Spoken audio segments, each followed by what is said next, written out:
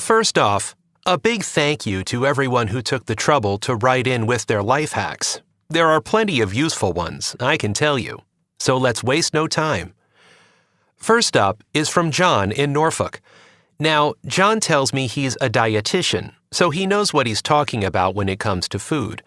John encourages his clients to be more attentive when it comes to eating, and he encourages them to keep a food diary, noting down all the times they eat and how they are feeling. John says that most of the time, people eat, and I can back this one up personally, out of boredom. The second point that John makes is that many times when we think we're hungry, we're actually thirsty.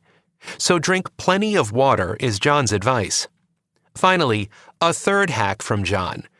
He says it's very important to recognize that when we're hungry, our bodies are telling us we need to eat soon.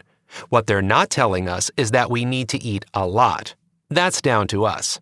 So if, like me, you struggle with snacking a lot throughout the day, those are 3 great hacks.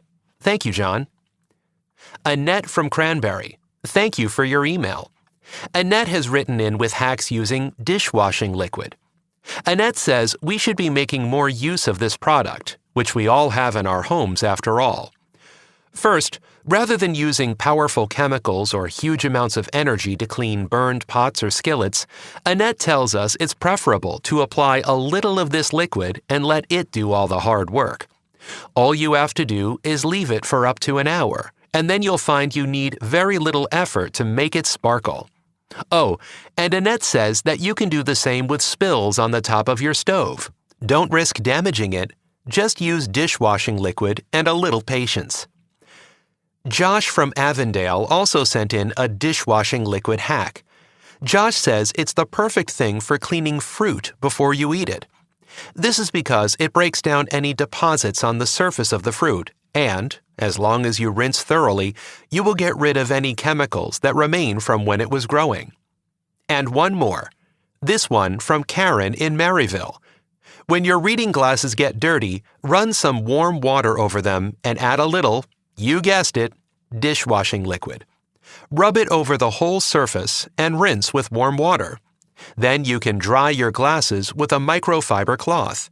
The worst thing you can do, Karen tells us, is to use a paper towel or part of your clothing. Let's move out of the kitchen for a while. I have here a hack sent in by Robin from Clermont. He says he used to frequently forget where he parked his car, especially if he was in a strange town. Since he discovered this hack, Robin says, he hasn't forgotten where he left his car once. What is it? Simple. Whenever he parks, he takes a photo of something nearby, a landmark, to help him find it. On a street corner, Robin will often photograph the street signs. Then he can always ask someone how to get to that intersection and his car. The beauty of that is that nowadays just about everyone has a camera on their phone. Why not use it? Time for one more before the break. Still on the subject of cell phones, do you use yours as an alarm clock to wake up in the morning? Ever sleep through it? Tammy from Galston sent us this simple hack. As you go to bed, after you set the alarm, place your phone inside a bowl. You can use a bucket if you have one. I can assure you, says Tammy, you won't sleep through that.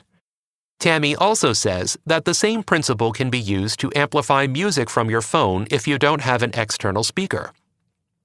This time, Tammy says metal or glass might not give you the sound you want, but experiment a little with different containers. You should soon find a sound that suits you. Bangladesh, 1989. Tri-State, 1925. Joplin, 2011. Even if those name and date combinations are unfamiliar to you, I think that for meteorologists, they are synonymous with both wonder and frustration. Why? Because they relate to 3 of the deadliest tornadoes in human history. We know about the speed of these tornadoes and the damage they caused. But what we don't know all that much about is forecasting them. In fact, having about 10 minutes warning before one of them hits seems to be about as good as it's ever going to get. Why? If hurricanes and blizzards appear on weather satellites days before they strike, Why not tornadoes? Meteorologists forecasting the weather have been conducting research on this issue for years. One of the problems with tornadoes is that they are basically wind, which is invisible. It has been demonstrated that they only become visible when they have water drops or dust caught up in them. Another problem is that although no one really understands tornadogenesis, the formation of tornadoes, it is believed that they form incredibly unpredictably. Tornadogenesis normally comes from storms called supercells. These are rotating storms that move upward because of the warm air. Now, meteorologists can take measurements of wind speed and assess the conditions to see if this is happening, but actually, the other problem is that most supercell storms never become a tornado. The issue with this is that there are often false alarms, so when a real tornado comes along, I'm not sure that people are in such a hurry to take cover. So those are the problems. What's the solution? Well, to be honest, the bad news is that there's no single solution. Meteorologists usually rely on computer programs that try to calculate what the weather will do by gathering information and analyzing statistics from sources like weather balloons and satellites. But I believe that the problem with the programs is that they are trying to predict the unpredictable. Now, you might think that if it seems so impossible, what's the point, right? Well, that's what I thought. But apparently, it's not a question of having to improve the computer model or anything like that. Meteorologists are now using what is called ensemble forecasting, where the computer runs several models at the same time. Then it all depends on how you interpret the data. This is where the meteorologists have to use their experience and knowledge to adjust their predictions. But given all these issues, the best that we could ever hope for might be about an hour's warning before a tornado strikes. Then it's a question of telling people and making sure they take it seriously. And the fewer false alarms there are, the more people are likely to do so. And with any luck, all of that should reduce the likelihood of having to add another name and date combination to that list anytime soon. A boy named Jim was sleeping in a VW camper van somewhere in Ontario, Canada. He wasn't there on his own. In the camper van were his mother, Kathleen, his father, Percy, his brother, and one of his two sisters. But Jim and his family were not there on vacation, nor were they there to enjoy some family time on a camping weekend. Jim and his family were sleeping in that van because they were homeless. Jim was only 16 years old at the time. But strangely, this was a much happier time than the period he and his family had just been through, and he gratefully got used to this new way of life. When Jim's father, Percy, was younger, his dream was to be a comedian, and he had a great natural talent. But Percy just didn't believe that it would be possible. After all, this was the 1950s, and the dream was to have a stable job and make money. So he went for a safe job as an accountant, and he worked very hard for many years. Unfortunately, that safe job didn't turn out to be so safe, and when Jim was only 12, his father was fired. But Percy had a family to support, so he took a job at a tire factory, and Jim and his brothers also worked there as cleaners. Imagine how that must have felt, going to school all day at the age of 14 and then working for 8 hours at a factory at night. In the end, it all became too stressful, and Jim dropped out of high school, and his father quit his job at the factory. So that's why they were in the camper van. And just then, something happened that changed everything for both Jim and his family. And Jim realized that it was something that was a reflection of what he had been passionate about since he was 10 years old, when he had written a letter to a TV show host asking to appear on the show. The show had turned him down, but fast forward 6 years and back into the camper van, and his father was now driving him around comedy clubs in Toronto, and Jim noticed how positively people were responding to his act. This made him realize that he should definitely go for what his father had dreamed of, stand-up comedy. Soon the attention grew, and he was asked to perform in Las Vegas. Jim noticed and understood that audiences loved his comedy because he always improvised, so they never knew what they were going to get next. He practiced, and TV soon followed. Jim's talent for improvising was again evident when he started rehearsing for his first movie. The director allowed him to use his new improvisation skills, go wild, and do whatever he wanted. Many people thought the movie would fail. He couldn't stop the criticism, but he learned that he could control the way it affected him, and he didn't give up. What was the movie? It was Ace Ventura: Pet Detective, which was followed by the movies The Mask and Dumb and Dumber. 3 hit movies in the same year, 1994, made Jim a massive Hollywood star and world-famous actor. So you might have guessed which Jim we are talking about by now. Jim Carrey. And what is Carrey's message to the world? Our lesson to learn from his story of resilience? Take a chance. As he learned when his father lost his apparently safe job, you can fail at what you don't want to do, so you might as well take a chance on doing what you love. Quiz time. Which famous detective has appeared in books, movies, and on TV? He is famous for his powers of deduction and his incredible intuition. Without doing any research or even too much thinking, you may have already guessed that this was Sherlock Holmes. But are intuitions and guesswork the same thing? Well, no, they're not. Holmes seems to have a gut feeling for things, a sense or perception that something is a certain way that even he cannot explain. As Holmes himself said in A Study in Scarlet, when he solved another seemingly impossible case, it was easier to know it than to explain why I know it. So what we can agree on is that intuition is hard to define. Another view of intuition can be seen in another fictional hero, Spider-Man. Remember the parts in the movies when he just knows that something is about to go wrong because of his spidey sense? It's the same thing. A sensation about events that you can't explain, but that you can only have an awareness of. But even though you can't logically explain it, this gut feeling often protects us and guides us. For example, when we meet someone for the first time, we often just know whether we are going to get along well with them or not. And when we know that we won't, no amount of trying will make any difference. The profound usefulness of intuition being understood, how can we develop this remarkable power of our consciousness? Psychologists suggest that we can do so with 3 simple routines. First, keep a journal. Writing your thoughts and feelings down helps the unconscious mind open up, even if you write words that don't make logical sense. That leads us to the next step. Turn off your inner critic. Listen to those inner voices without judgment, and you may learn more than you could by trying to reason things out. For some reason, women are much better at this than men. Third, you need to find a space in your day to allow your emotions to flow freely.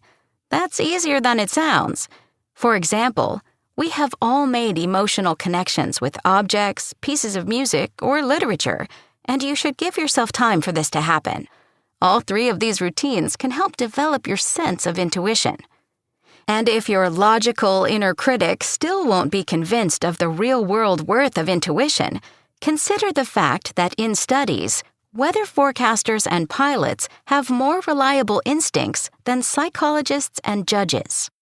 What everyone knows about intuition is that it's different from knowing. When we know something, we have spent time learning about it, like the psychologists and the judges. But intuition is something deeper than that. Intuition has been described as knowing without knowing. So think about that next time your spidey sense is warning you about something. It may be the best advice you've ever heard. Have you seen Chloe recently? She's been acting really weird lately. I saw her in the office yesterday and asked her about her weekend, and she just kind of ignored me. She's so strange sometimes. No, I haven't seen her for a while. But do you guys always talk? Well, not all the time, but I still think the way she behaved was rude. She just had her head down and looked at her laptop intently without looking up at all. How did she look? I mean, was she smiling or was she upset about something, do you think? I've no idea, but she did look a bit tired now that I think about it. Oh, and she was frowning too. She had her back to me the whole time I was trying to talk to her as well. And is she normally like that? Never, no. Being in the public relations department, she's nearly always happy and chatty, so I really don't know what's going on with her right now. I'm going to tell her how I feel about her behavior. I don't like being treated like that, you know? To be honest, I have a gut feeling that something must be wrong with her. I wouldn't see it so negatively or take it personally. Yeah, maybe you're right. She might be going through a hard time at work or something like that. You know what I'll do? I'll see if she's the same over the next few days. Then I might try to persuade her to tell me if there's anything wrong or if I can help her. Yes. Didn't she mention that project she's working on the other day? It sounded like a lot of work, and she has really long hours, doesn't she? Perhaps that's why she's behaving differently. She does, yeah. Okay, tomorrow I'll see how she's doing. Maybe if she's still like that, then I might try to convince her to talk to me about it. Thanks, Nicole. I'll let you know. Smartphones, smart cars, smart homes. Everything these days seems to be getting smarter, and today we're talking about smart cities. Sweden's capital, Stockholm, is what's known as a lighthouse city, and thanks to some generous EU funding, a number of projects are being implemented in the hope that, if successful, they can be recreated in other cities to help promote a greener world. So we're going to focus on some of the projects happening there.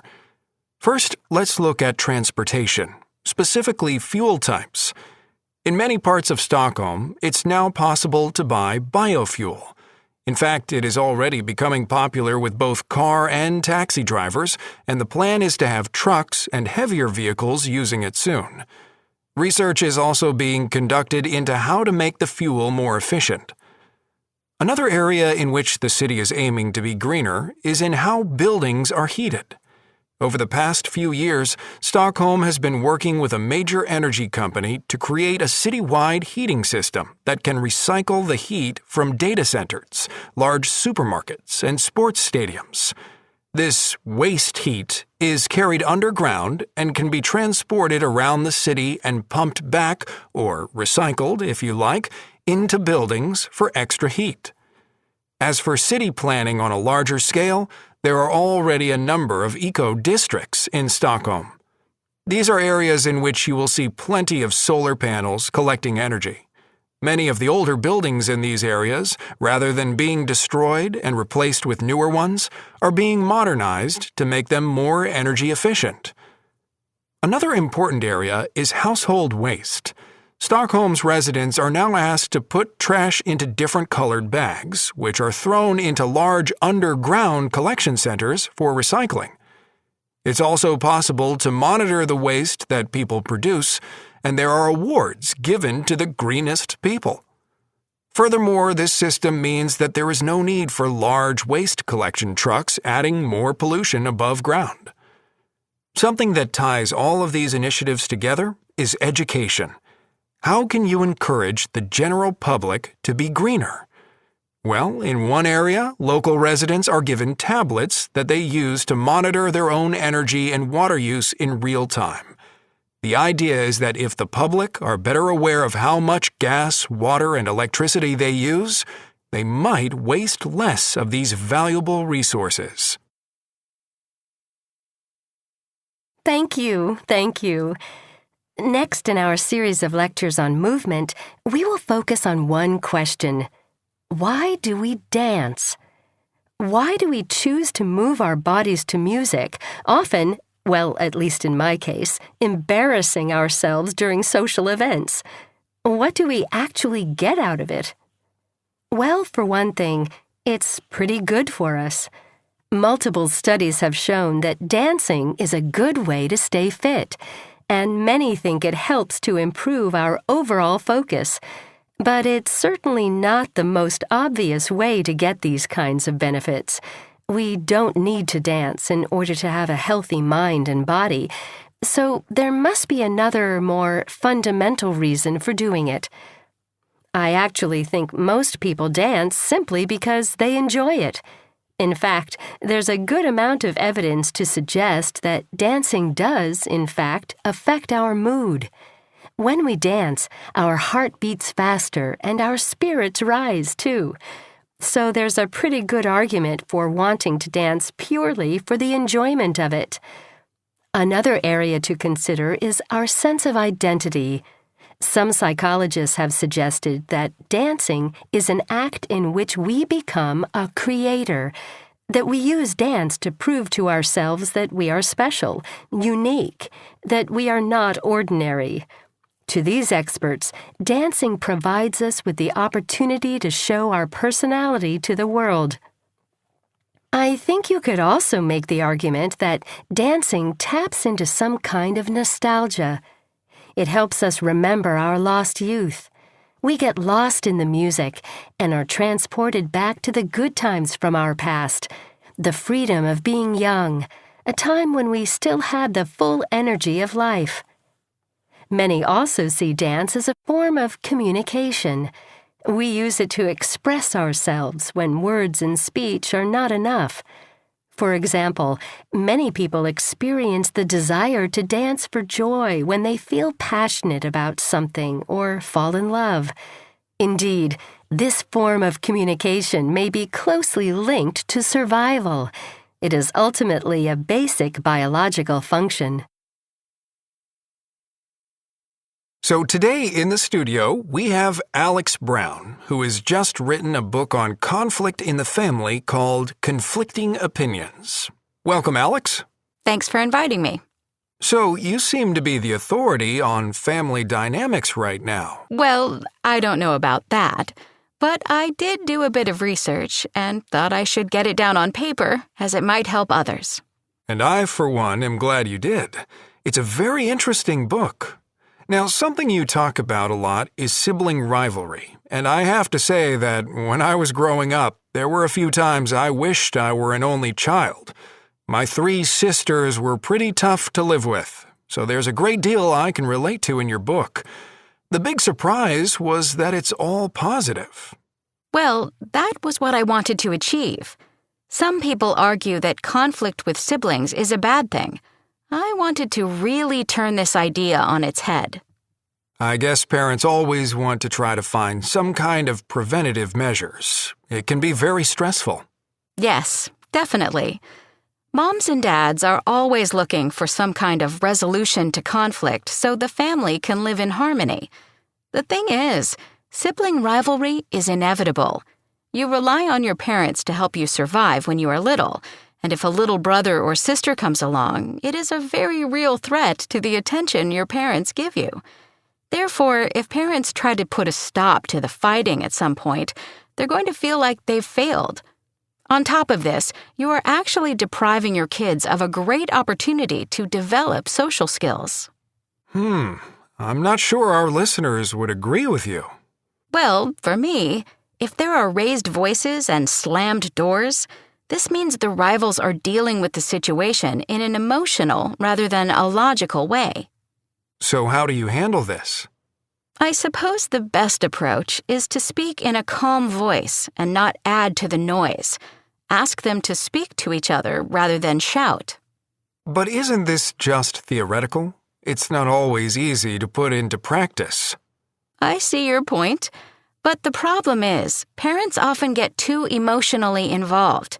All too often, they actually raise their voices too, rather than leading by example. What if they don't want to talk? Then separate them and let them calm down. By talking to each other rationally about why they were angry and how the other person might have felt, you are helping them to develop empathy and listening skills. That could come in handy when negotiating at work. Exactly. I would also ask them to suggest ways that their conflict could be resolved. So the goal is to find an acceptable solution. That's right. It does take time, of course, but if you see conflict as a learning process, you will see the benefits later on in life. Hello, everyone. Today I'm going to talk about something of great significance in our lives that not all of us manage to achieve. Happiness. I can see a few skeptical faces out there already, but let's get something straight. I am well aware that happiness is, by nature, something that is difficult to define, something that is hard to put your finger on.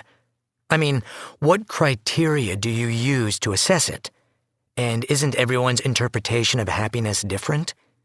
How do you put a unit of measurement on happiness? Well, for the purpose of this talk, it's probably more accurate to use the word happiness to mean life satisfaction. I'll give you time to share your thoughts on the subject when I'm done, so please save up any questions or comments you have until then. So, we carried out a survey of 43 countries around the world, and it would appear that some of my previous assumptions about this subject were wrong. I had, for example, long believed that, contrary to popular belief, money can actually buy you happiness. Surely, the more money you have, the easier it is to be happy. Well, when asked what made them happy, the majority of people in our survey considered things like health and education to be far more important than material possessions. These were closely followed by low crime rates, owning a house, and having job satisfaction. It seems clear from this that money certainly wasn't a priority. However, some results were less surprising. Those living in a country where the political or social situation has deteriorated had a noticeably bleaker outlook than people in more stable nations. Egyptians, for example, are less satisfied today than they were back in 2007. At the opposite end of the scale, Ukrainians said they were far happier today than in the past. Now, while individuals might prioritize things like education and health over personal wealth, there does seem to be a correlation between a country's financial status and how highly its citizens rate their overall life satisfaction. For example, Malaysians rated much higher than Bangladeshis.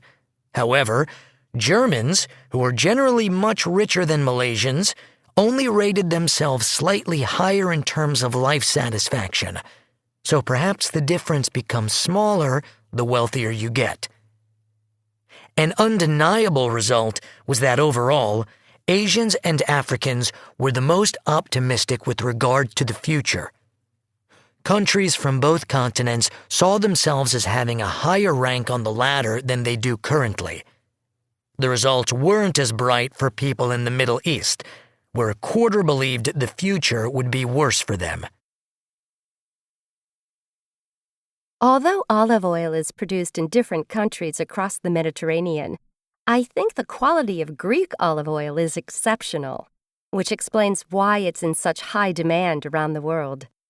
A lot of the process is done on a small scale, rather than being produced in huge quantities by one or two giant companies. This means that there's a great variety of flavors and tastes within the oil itself.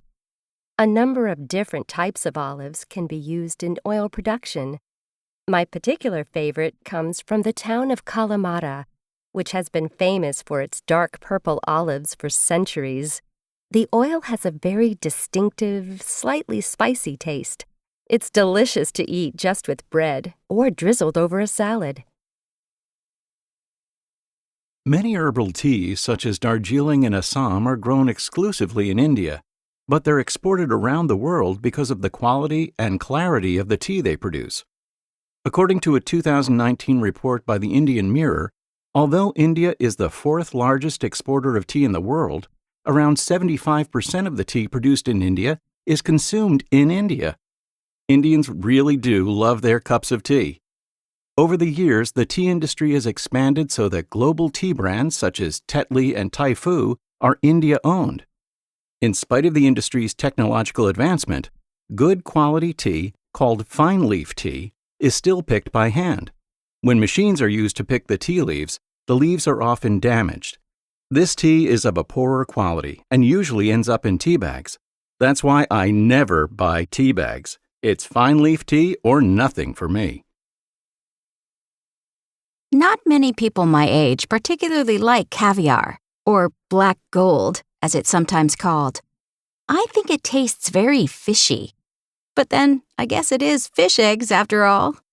It used to be that most of the world's caviar was exported out of Russia.